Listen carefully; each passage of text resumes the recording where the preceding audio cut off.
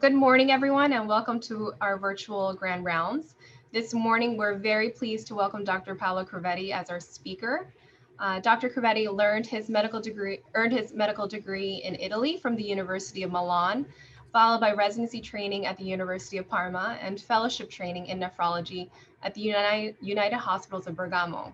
He holds a master's degree in transplantation from the University of Milan, Bicocca, and a PhD in renal transplantation from the Open University in the United Kingdom. His academic career has also included postdoctoral research fellowship at the NIH, as well as here at Mount Sinai. And he previously served as the head of the laboratory of the clinical pathophysiology of renal disease and transplantation at the Mario Negri Institute in Bergamo, Italy. Now, as a member of the faculty here at Mount Sinai, Dr. Cravedi serves as an associate professor within the Division of Nephrology. As a physician scientist, he has a strong interest in complement and glomerular disease. His initial work led to the use of B-cell depletion with anti-CD20 monoclonal antibody Rituximab in subjects with membranous nephropathy or FSGS. The major focus of his research group is currently on the effects of complement in proteinuria kidney disease. His research activity also includes studies on the immune modulatory effects of erythropoietin in lupus nephritis and monitoring immune response in transplant recipients and in patients with autoimmune glomerular disease, with the ultimate goal of improving their outcomes by tailoring immune suppression to single patient needs. Dr. Cravedi has authored or co-authored over 170 peer-reviewed publications and been funded by numerous NIH grants. A very warm welcome to Dr. Paolo Cravedi. Thank you. Thank you for the invitation and for the presentation. And so I guess you can see my slides. So I'd like to start with a successful story that has been recently published in the New England Journal of Medicine, showing that a complement inhibitor, in particular a small molecule that antagonizes the receptor of the C5a split product of the complement, is non-inferior to steroids at 6 months, and is actually superior than steroids in maintaining remission in patients with ANCA-associated vasculitis.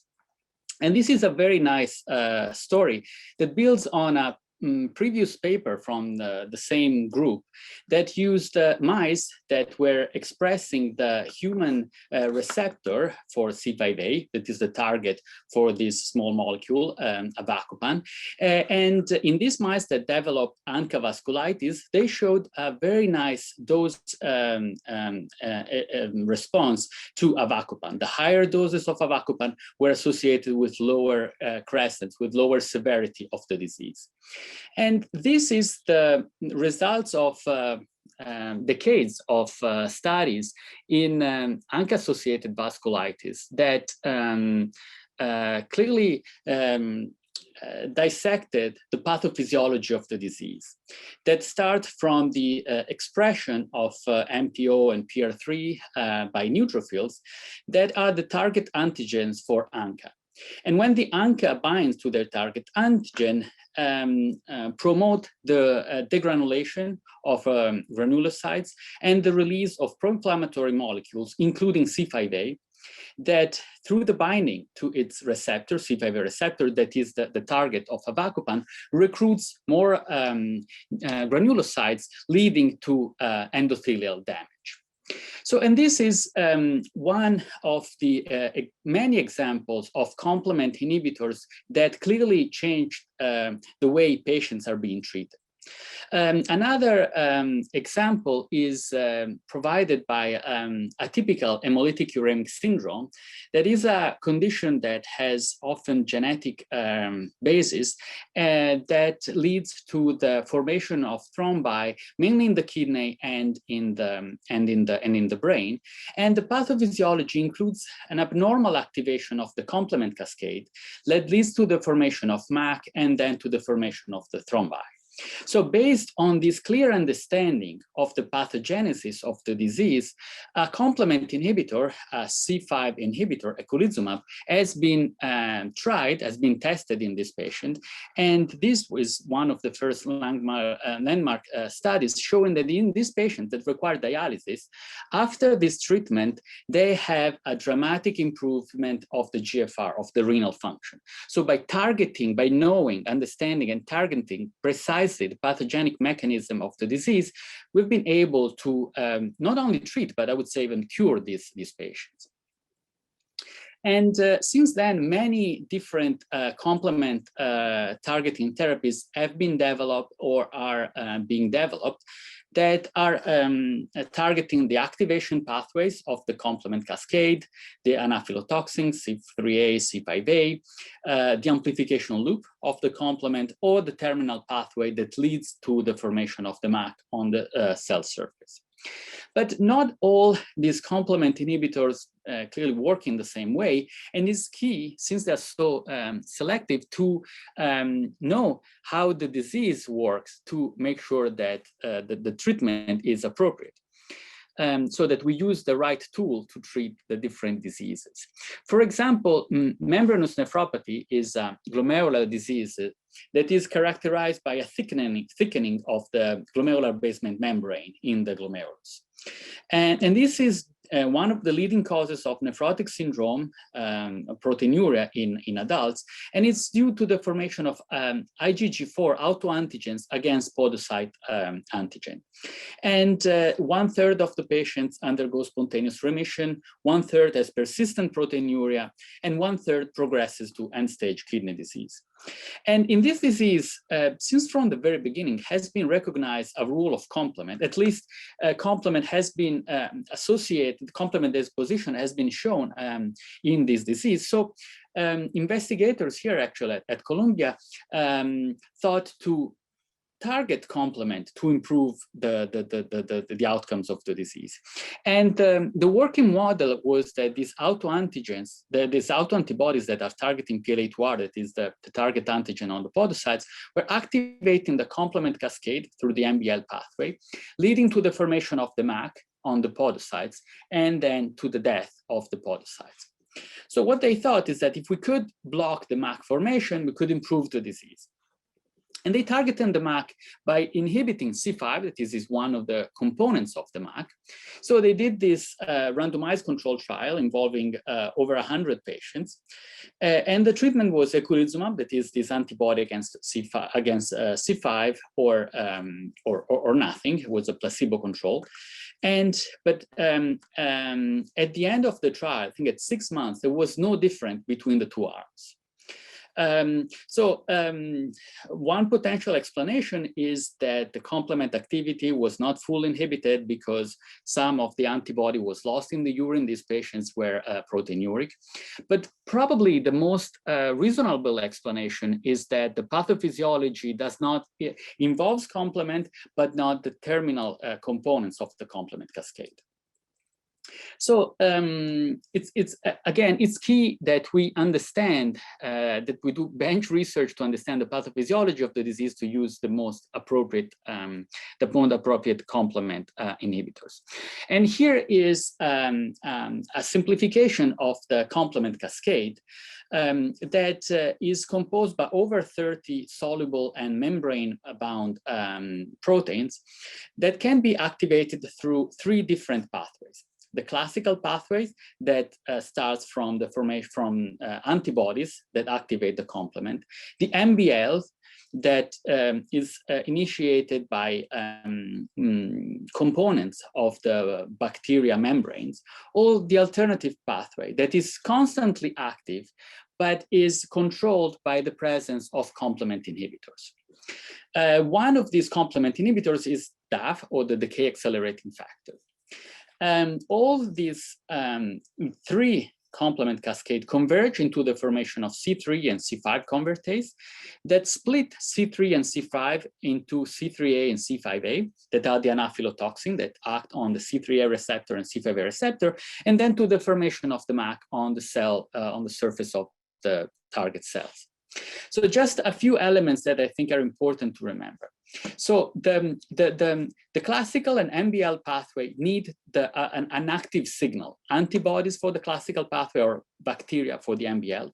The alternative pathway to be activated needs a downregulation of the regulators. It's always active, but gets really activated when the regulators, including DAF, are silenced.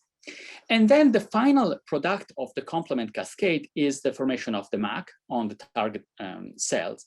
But this does not lead to the lysis of the cells of our own cell. It leads to the lysis of the bacteria that don't have MAC inhibitor, but our own cells have inhibitor of the MAC formation. So what MAC does is the activation of pro-inflammatory signal, but not really the lysis of the cells. So with this in mind, we should remember that the complement has a physiologic function to defend us from bacteria, clearance of apoptotic cells. But in disease, the abnormal activation of complement leads to inflammatory response that recruits T cells and to thrombosis, for example, in a typical HUS. So today I'd like to tell you a little bit of our work on the role of complement in some glomerular diseases and tubular diseases of the kidney.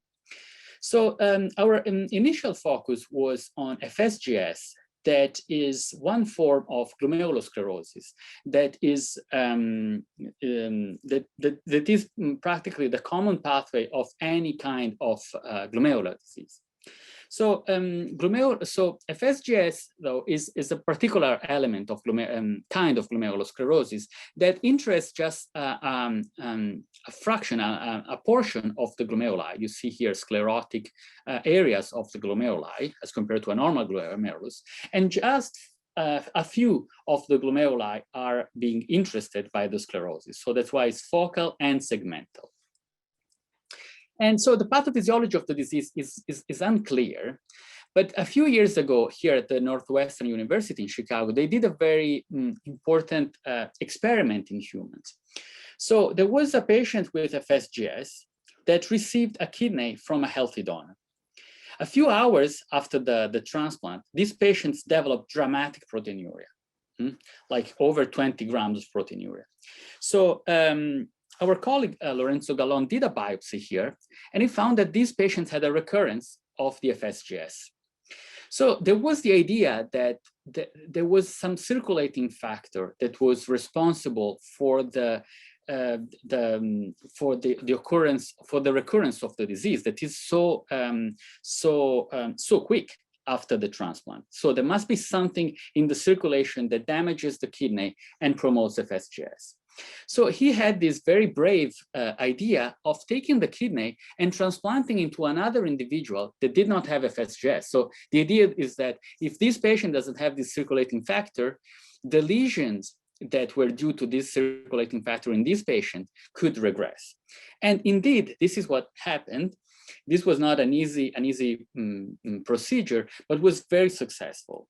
And here's the conclusion of this case report, saying that this single case, but still quite insightful, provide insights into the pathogenesis of FSGS. In particular, the rapid recovery of the allograft function after retransplantation in these non-FSGS patients supports the theory that there's a circulating factor that is the primary cause of FSGS. And also the fact that the histopathologic findings of FSGS resolved, they repeated the biopsies and the FSGS lesion disappeared, implies that podocytes injury before scar formation may be reversible. So what is this permeability factor? We still don't really know. Some people think there is this SUPAR that is released by inflammatory cells that is higher in patients with FSGS compared to other individuals. Others have been identified other circulating factors. We don't really know, I would say, but the fact that there are some immune cells that release something that damages the kidney is the support for the immune suppressive treatments of these patients. And the first line therapy is steroids, that is followed by Rituximab and other immunosuppressive agents. So what we ask, though, is that since we see also complement deposition in patients with FSGS, this is C3 in different areas of the glomeruli, and since FSGS patients have split product of complement in the urine, we wonder whether complement could be also a target for therapy in these patients. So what we did was mainly mouse experiments. And so what we did was removing a complement inhibitor, the DAF, from the podocytes. And what we noticed is that while animals, after the injection of adriamycin, develop some degree of proteinuria, if we remove the complement regulator DAF, so if we unleash the complement activation, there's a massive proteinuria in these animals that develops also frank, clear FSGS lesions, which doesn't happen if we remove DAF from other cells like immune cells. And so after years of experiment, this is the working model that we have developed. So after an injury that could be a toxic injury, could be a genetic, could be many different kinds of injury, there's the activation of an enzyme that cleaves DAF, that is these complement regulators. So if the complement regulator is no longer there, the complement that is filtered in the urine can undergo activation through the alternative pathway. And some of this is split in C3b, that is detected in the biopsies, and some gets and becomes C3a, that can be found in the urine and activate the C3a receptor on the surface of podocytes. And this activates inflammasome and IL-1 beta, that through an autocrine signaling in the podocytes activate the IL-1 beta receptor that leads to the cytoskeleton disarrangement in the podocytes and then the podocyte loss and glomerulosclerosis. So to further prove this model, we generated mice that don't have DAF, but also don't have the C3a receptor, so that can activate complement on their surface, they can form the MAC, but don't have the receptor. Okay, so and what we found is that despite the fact that this mice has complement activation and MAC formation, if they didn't have the C3a receptor, okay, these mice were protected from proteinuria. So showing that it's really C3a receptor what really drives the podocyte injury in these animals. Another strategy to test this hypothesis was to upregulate the DAF activation. So we generated, so actually Dr. Higer generated DAF transgenic mice that have an upregulation of DAF.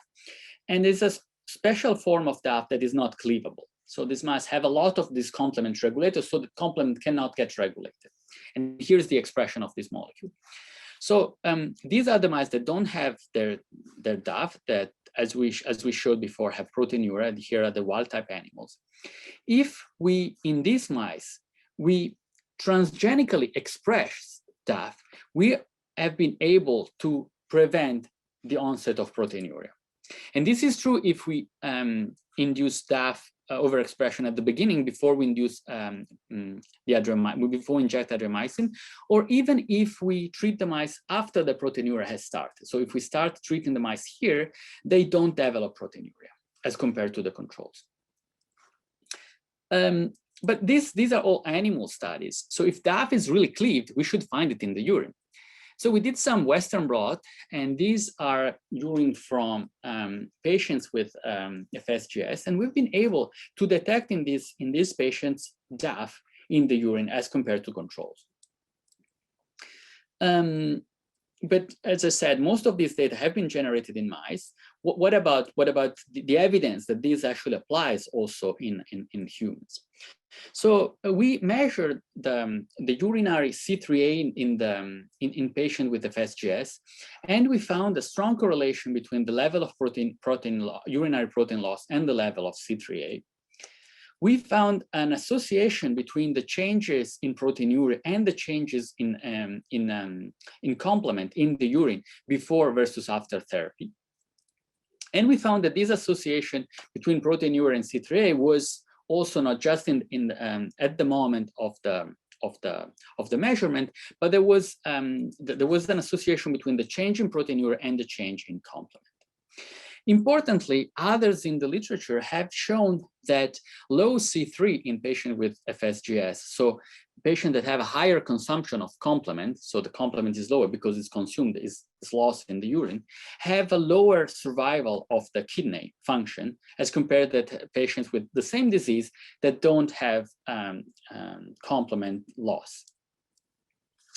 And then, if you remember, our working model was saying that the complement activation leads to the formation of IL-1 beta.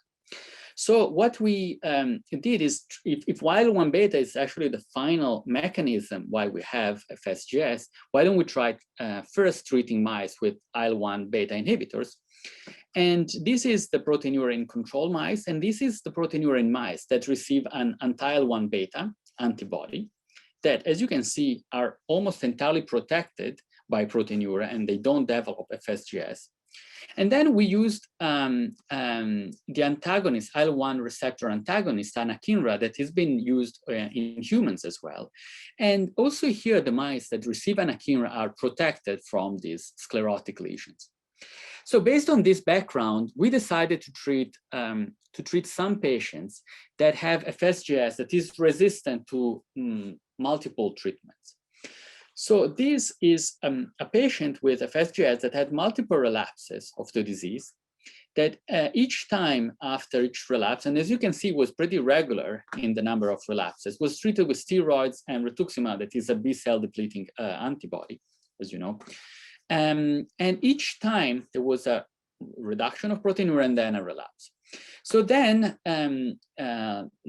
over a year ago, we treated this patient not with rituximab, but we started treating with anakinra, with IL-1 receptor antagonist.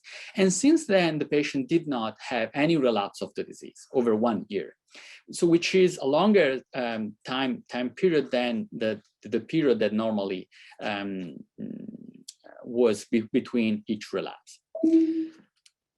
This is another example of a patient that was actually started dialysis, that had a very severe proteinuria, very poor renal function, that was receiving rituximab and IVIG, and then over a year ago started anakinra, and then had a progressive reduction of proteinuria and also an amelioration of renal function.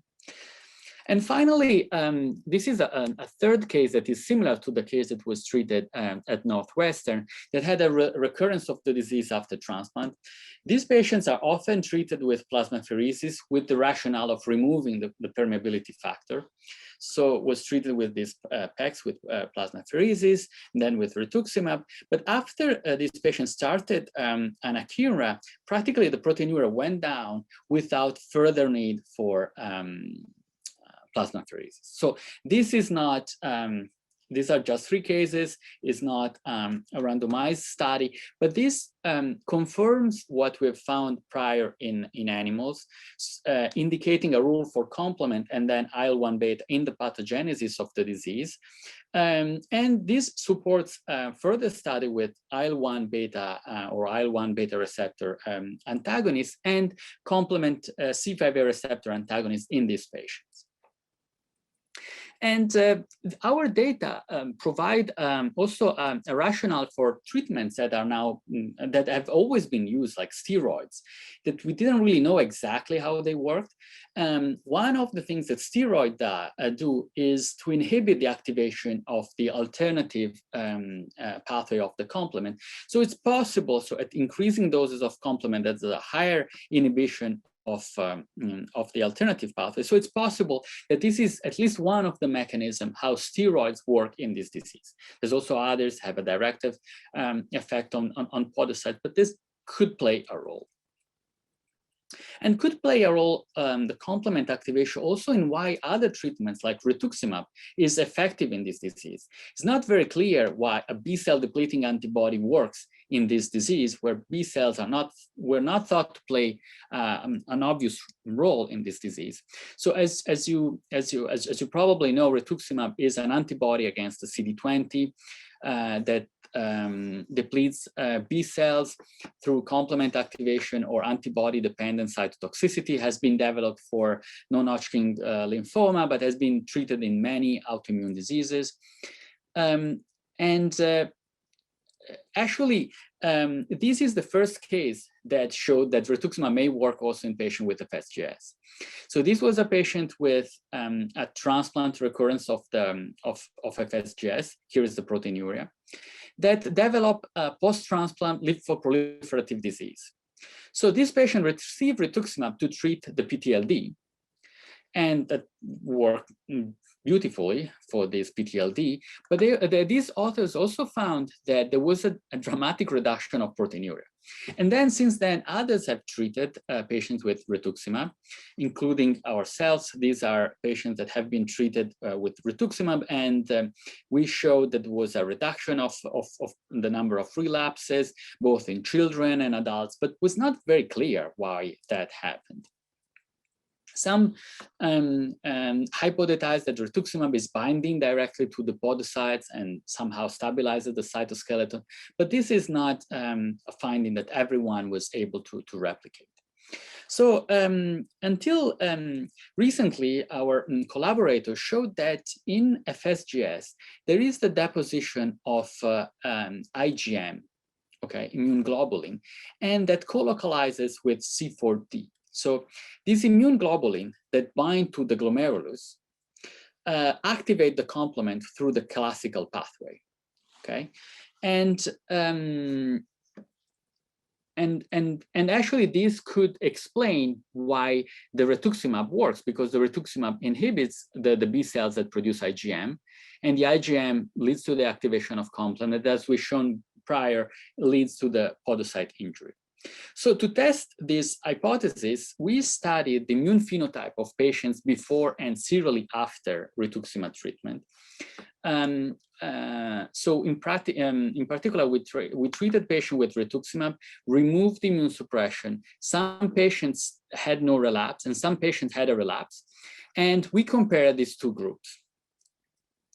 So the patient that had a relapse, so all the patients start with immune suppression, then after rituximab, they removed the immune suppression, and then some patients resumed immune suppression, some patients did not resume immune suppression because they did not have a relapse. So we did a cyto analysis, or a comprehensive immune phenotypic analysis of these patients, and amongst all the subsets of T and B cells, what we found is that the real difference between patients that did or did not have a relapse after rituximab is in the cells that make antibodies, okay? Which suggests that complement is injuring podocytes through the cleavage of DAF, but also through the deposition of IgM that activate the classical pathway. So if we block complement here, for example, by blocking C3 receptor, probably we would have a good treatment of the disease. And the reason why some treatments are effective, like steroids and rituximab, could be because they simply prevent the activation of complement, or prevent the initiation of the complement activation through the release of IgM. Complement has been shown to be active also in other glomerular diseases. These are data in patients with diabetic nephropathy, where patients with more severe level of glomerular injury have higher deposition of C4d, of complement component 4, in different compartments of the kidney. And we also shown in mice that if we unleash the complement activation in mice that have diabetes, diabetic nephropathy, there's more severe albuminuria, more severe disease. So this could be a mechanism, complement could be a target also for diabetic nephropathy. The second disease we were interested in was membranous nephropathy, the disease that initially was targeted with eculizumab, the C5 antagonist, that turned out not to be the right target. In this disease, has been shown that the MAC deposits in the podocytes. However, if in mice that are knocked out for complements, the C6, that is one of the complement of MAC, they still develop proteinuria.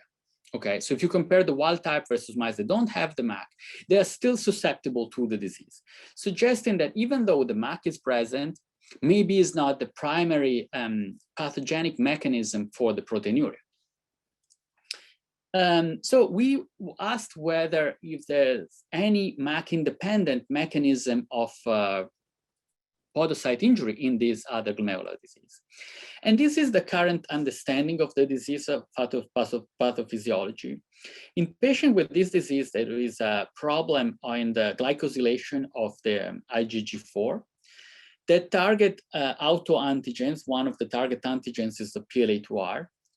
These hypoglycosylated protein IgG4 activate the complement through the lectin pathway. They lead to the formation of MAC, but also to the formation of C3a and C5a that leads to the activation of the complement receptor and then to podocyte injury. But exactly what's the precise rule of the different pathway of the complement activation has not been clearly understood. So to better understand the role of the complement, we kind of generated in collaboration with colleagues at Los Angeles Children's Hospital, kind of a glomerulus on a chip. So the glomerulus has a blood and urinary component. So practically there's the endothelium on one face, and then there's the podocyte on the other face, okay? And there's some molecules like creatinine, for example, inulin, that are freely filtered, and others that are not filtered, like the proteins. So, and we generated this glomerulus on a chip that has endothelium, podocytes, and is permeable to creatinine and impermeable to albumin, for example. And the beauty of this is that this glomerulus express the target antigen for membranous nephropathy. So we can test what the antibodies are doing in this little chip. And if we put the serum of patients with the disease in this chip, we find that it binds to the target antigen. And another thing that we can do is that we can measure whether there's an increased permeability to proteins. If we use fluorescent albumin on the top part, and if we expose to control serum or serum of patients with membranous nephropathy, as you can see, we can measure here the fluorescence in the lower urinary part of the chip. And in patients, when we expose the chip to serum of patients with membranous nephropathy, you see there was more fluorescence here. So there was loss of perm selectivity, so that the protein were crossing the barrier, okay? Exactly to the same level of membranous patients. So there was a correlation between the level of loss of permeability in the chip and in the real patients in the proteinuria. Okay, so this model is actually good to test this disease. And what we did is we first wanted to understand whether these autoantibodies were really pathogenic. And what we did, we used this enzyme IDES that cleaves the antibody. So if we have the antibodies of membranous patients that bind to the target antigen, but if we cleave them and if we prevent them from activating complement, we prevent the loss of protein in the chip. And then if the key experiment for us was to expose the chip to the membranous serum, document the deposition of MAC C5b9, okay, that was inducing loss of perm selectivity, and then to expose this chip to your human serum of patients with membranous nephropathy, but block the formation of MAC, okay? So the antibodies are here, but there's no MAC. So if MAC is really pathogenic, the blockade of the MAC should prevent the proteinuria in the chip. But actually, when we did this, there was still leakage of albumin, so indicating that there was something that is MAC independent. But when we repeated the experiment with an antagonist of the C3a receptor, similar to what we've seen prior in FSGS, we were able to restore the perm selectivity. Okay, so these were data generated in vitro on human cells, but in this chip. So we wonder whether the same was happening also in vivo. Unfortunately, mice don't express PLA2R, so there's no model of real membranous nephropathy in mice. But more recently, another target antigen has been shown and defined in humans, thrombospondin. And this thrombospondin is expressed also in mice. And if serum from patients with membranous with antithrombospondin antibodies are injected in mice, they can promote membranous nephropathy. So we did exactly this. We injected mice with serum from patient with thrombospondin, antithrombospondin antibody, but we couldn't see any proteinuria. However, when we remove the complement regulators, which is what happens also in humans, we found a dramatic proteinuria. So indicating that also in mice, the complement is important in the pathogenesis of the disease. And the pathogenesis of the disease is not as straightforward. The human antibody bind to the mouse protein, then the mouse antibody bind to the human one and activate the complement. But if then we treat these mice, and we saw a nice correlation between the level of proteinuria in the mice and in humans, where the serum was taken from. And if we treat these mice with a C3a receptor antagonist, we were also able to prevent proteinuria. So also in mice.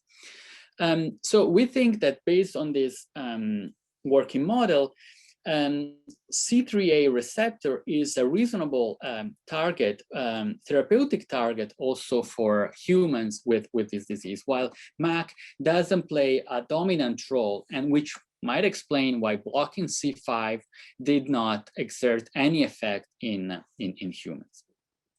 The good news is that C3a receptor antagonists are being developed. Okay, so this is what concerns our studies in glomerular diseases.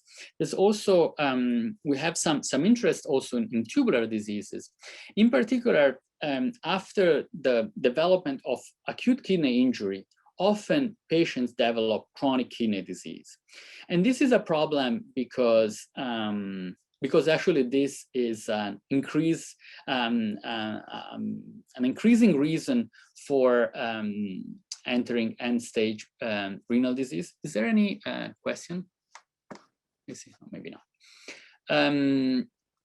And so to start studying the role of complement in this disease, a fellow in the lab used human organoids, kidney organoids, and exposed these organoids to a toxin, aristolochic acid. And what he found is that with increasing doses of this toxin, the organoids, the kidney in the petri dish was developing fibrosis and expressing complement protein. So the kidney makes complement and expresses complement receptor. And intriguingly, when he exposed to the toxin, what he found is that he showed an increase in the injury of this marker of injury of the tubular cells.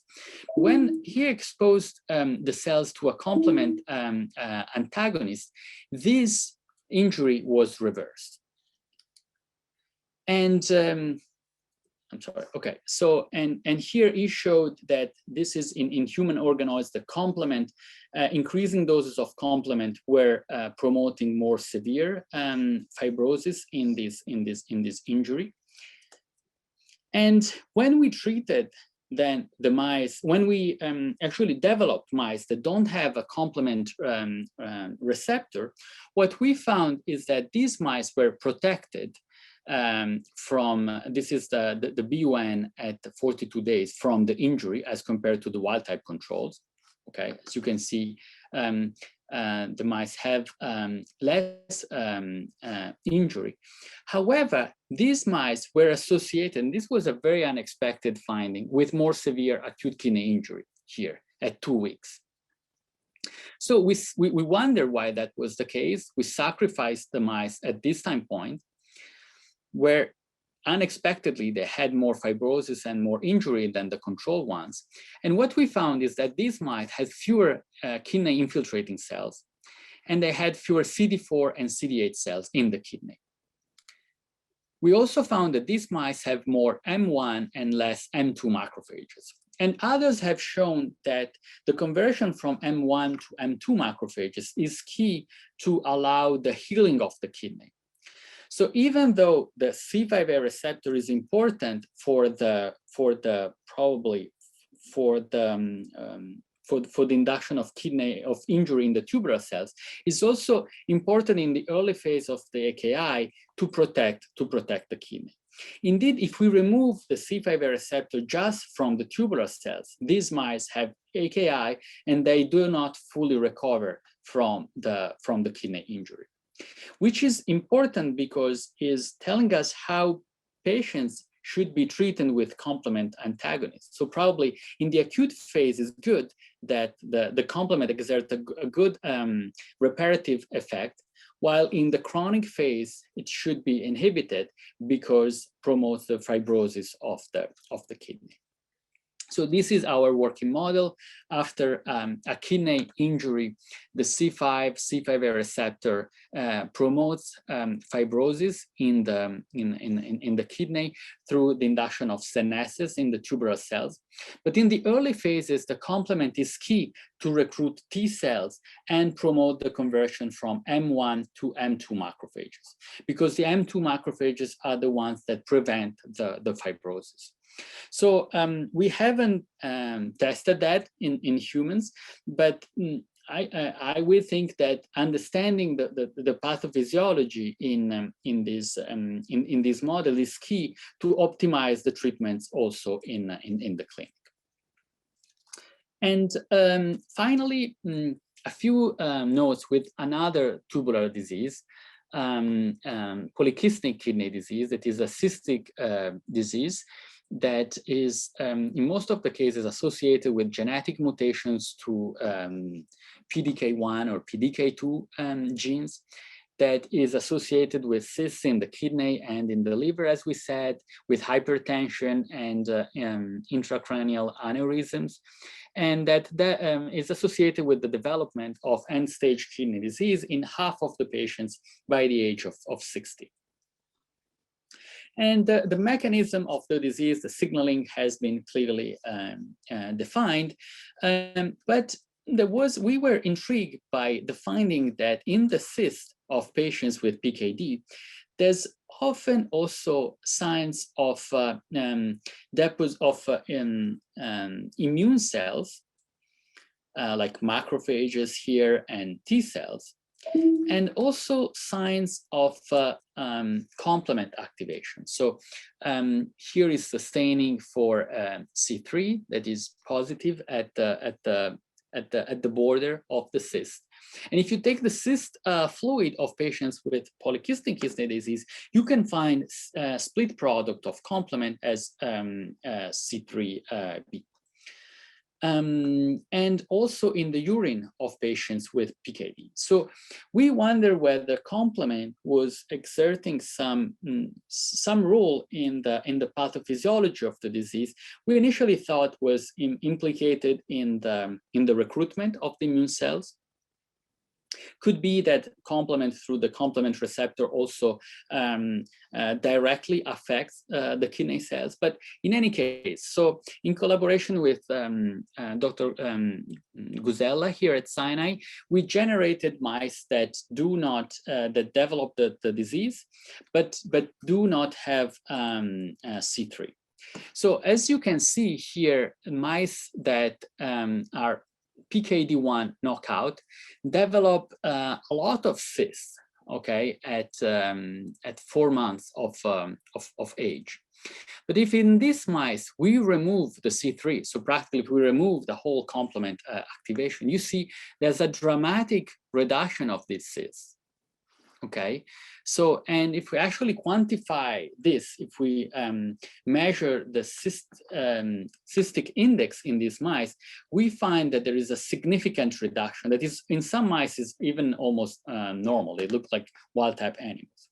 So our future direction will be to understand whether this is due to the less recruitment of immune cells, whether this is due to a direct signaling of complement on the kidney cells. But since we have a large armamentarium of complement inhibitors, we think that this would offer a great opportunity to treat patients that otherwise have no real treatment alternative.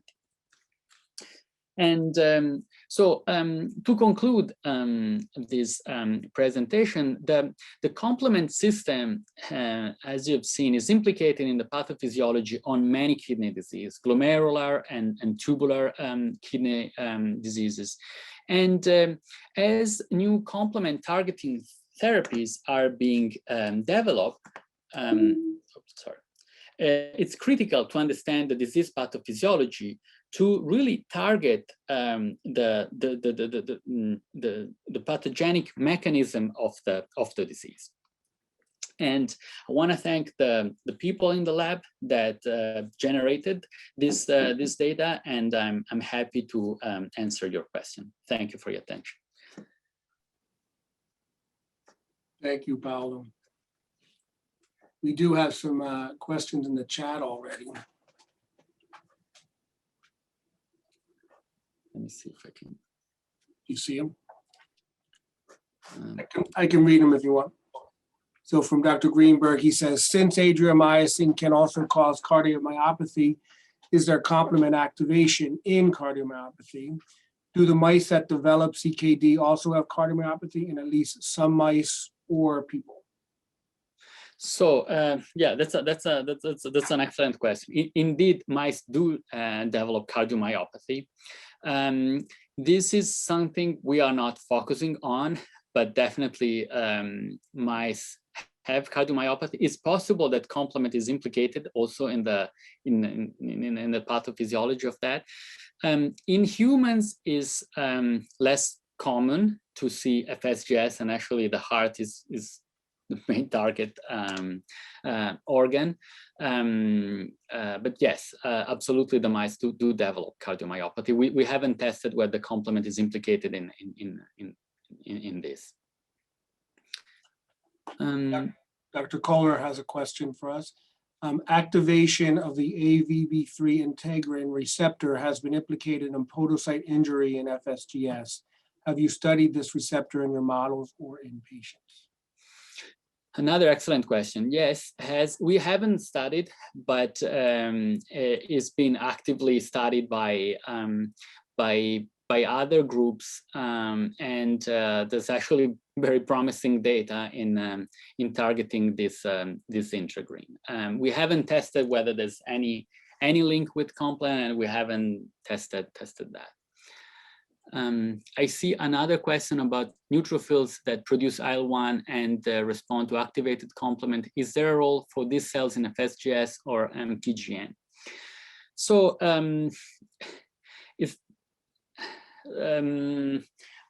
the short answer is yes. There is a role, and there are some data generated by Dr. Higa that actually further confirm our role of neutrophils. I wouldn't say specifically in FSGS or in PGN, but in other glomerular diseases. Exactly the mechanisms how the neutrophil induce the glomerular lesion are less clear. But it's possible to test that. There are conditional knockout mice that, for example, we could delete IL-1, which we haven't tested, but that's a very good idea that we could test. I see another question about the pathophysiology of FSGS in diabetic is similar to other diseases that cause FSGS in terms of complement activation. So whether the pathophysiology. So we think that the activation of complement is a common pathogenic mechanism for many kidney diseases, similar to the activation of the renin-angiotensin system. So, for decades, nephrologists have used RAS inhibitors to retard the progression of kidney disease. Now there's a few other drugs, with the idea that those are targeting the common pathway of most glomerular disease, proteinuria glomerular disease. We think that the complement similarly is implicated in the progression of most glomerular changes, even though the activation pathway might be different. Complement-mediated diseases in lupus, for example, the classical pathway might be more important. In membranous nephropathy, the MBL, the alternative pathway in FSGS, but eventually all these different diseases converge into the activation of C3 and C5 convertases. And so we think that blocking the C3 and the C5 receptor is key to retard the progression of the disease. And it would be great if in the future we would be able to specifically target with these drugs, the podocytes, and there's some work in this direction. Great, that's the last question for the moment. I don't know if anyone has any more. Give it a minute.